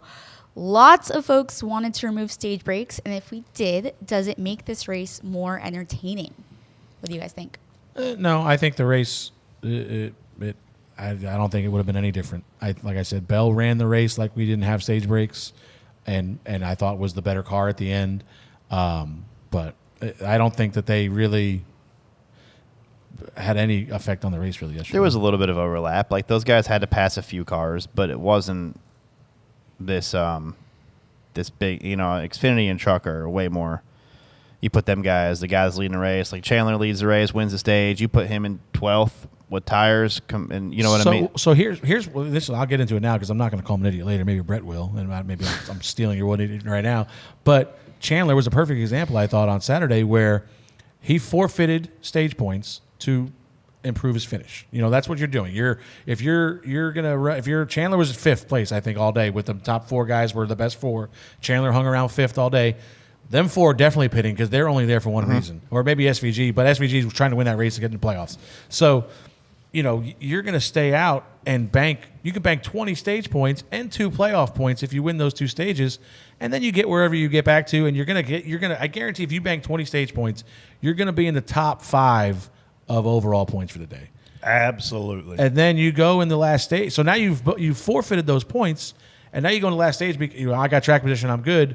And you wreck Sammy Smith because Sammy had dumped you earlier. He ran you off the track again, and you kind of square him up and wreck him, and now you ruin your day, and now you forfeited all the work you did in the first half to give up stage points, and now you're going to end – I don't know where you ended up finishing because of the show at the end, but you forfeited 20 points to get track position, and then you go about it the wrong way and forfeit all that track position by wrecking somebody and tearing your car up. Chandler wrecked the 8 again?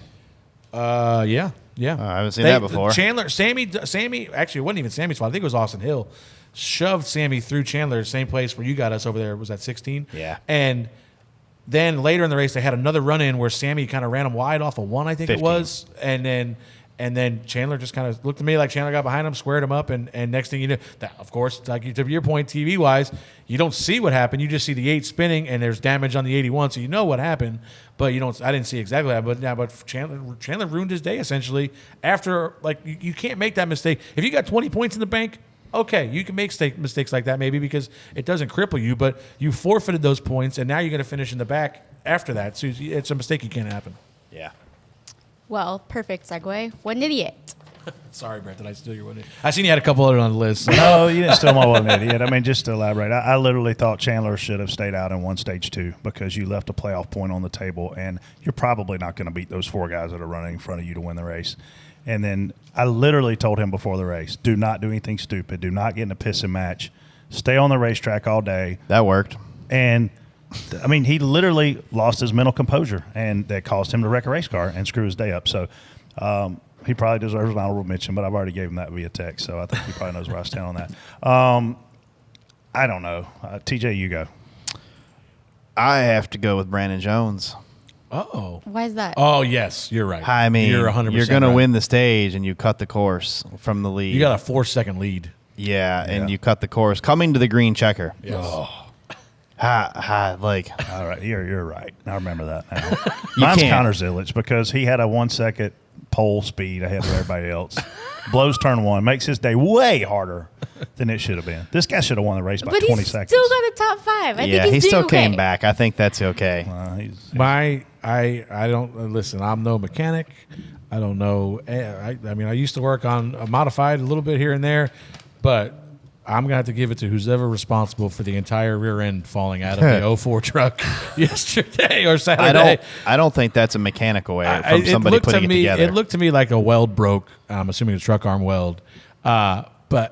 Listen, I don't know enough to get into detail, but I've never seen that before. When the funny thing is, I don't know about what the TV was showing, but the TVs we had at the racetrack, first it looked like a wheel. You know, it looks like there's a wheel sitting there, but you can see there's like stuff this to it. outline behind it of the second wheel, and you're like, did he lose 2 wheels? How the hell did he lose 2 wheels? And then the camera continues to pan, and you're like, holy there's the gear, the rear end there's housing. an entire rear end housing, a rear end assembly over in turn 12. The U-bolts 15. were still in the truck arms on the back. Like, that's good. That's, It was impressive. I've never seen anything like it before in my life. I heard that he went to first gear and wheel hopped it so bad that it broke. Like it broke. You stuff. can see. You can see where a well broke, but it was like it was something that I've never seen before.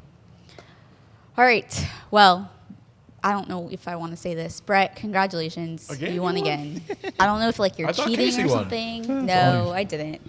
I got second to last. Who'd you have? Oh, just I Tyler had Reddick, Chastain. my fifth, beating y'all. Oh, that's easy. By one Whatever. spot. You got to pick first, right? Freddie, you get to pick first. No, I'm saying Brett got to pick first last. Yes, he did. Yep. I will take Martin Truex. That's who I was going Dang. to take. I thought he'd be off the table. Oh, TJ, are you gonna suck this week or are you gonna be good? I feel like we'll be good. We've man. been pretty You good know what? everywhere except for that. I'm gonna take Ty Gibbs, and I really hope he's in the he gets us car on Easter. The what? Oh, okay. Man, that's 2 I was going to take. Man, that was my pick. So I'm gonna go with.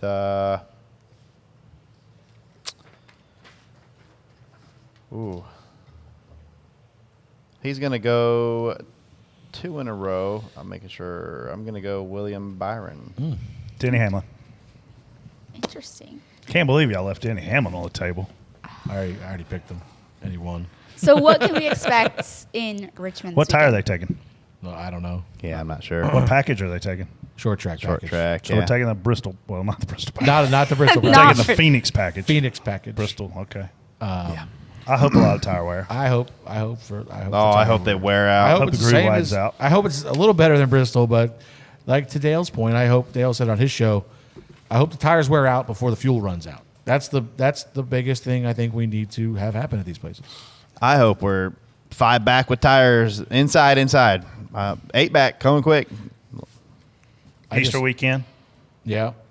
They did make it a night race, so Shout out to some teams too. I Flying know home? Gibbs is one of them. Is flying home. I don't know if Gibbs is I haven't going heard.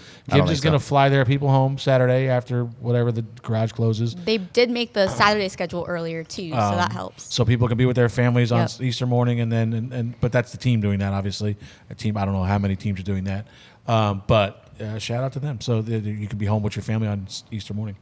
Yeah. That's what it's about. Family time Easter Sunday. I'll be at Ocean Lakes in Myrtle Beach. Pumped up. I'll be watching from there. You gonna hide Easter eggs on the beach, or Yeah. you bury them in the sand? Yeah, How's that? Do you So- still do that? I usually put like some money in the Easter eggs. Of That's course how you you do. incentivize the kids to really Yeah. get into Easter egg hunts. You know put you a haven't. quarter, There'd always be a little bit, and then it'd be like a put $20 $1, bill. and then you have a $20 egg. You know you haven't done in a long time? What? Sing your song. Which one? Myrtle Beach song. Oh, I forgot about that song. Jeez. That's a good I song. don't- Sonny Ledford. I don't ever want to think about that guy because of Cinco de Mayo at the Rusty Rudder. I call Brett. This is like one of the. I mean, not the first time we went out, but like we went to the Rusty Rudder, which is no longer in business now, or it's called Hello Sailor now. But we went out to Sunny Seas. Brett had won. Elliott run Talladega, right? I think Yep. it was that Yep. week, the Saturday before. Danny had won the Cup race. So Elliott, we went out to celebrate for Brett, and it was Cinco de Mayo. So now we're, of course, obviously there's some drinking going on. Sonny Ledford's concert. Dews is in there with his white jeans and Davey Allison shirt, and we partook in some celebrating. Well, Denny was ordering trays of Fireball. that is a fact. Here's the bad part for me is I left my house at 4 o'clock, Casey, and I looked at my kids and I said, I'll be home at 8. This is the least surprising conversation that I've ever heard. It was fun. Anyways, thank you all for listening. Thanks to Connor for joining us. Be sure to check out Richmond and catch us on YouTube. Follow, subscribe on YouTube. We need to beat Denny's show. I don't know what else we need to do for the competition. Oh, has he got more than we do? Yeah. Yeah. A little bit. He just won a race, though. Yeah, he's all right. It'll fade. Summer months will kill You have him. to We'll say just that. pass What's him. your boss? It'll fade. For the summer. Numbers. Have him on our show, and then we'll leave it out. Oh. Then they'll be confused which one they're listening to, and we got them back. See y'all after Richmond. Have a great week.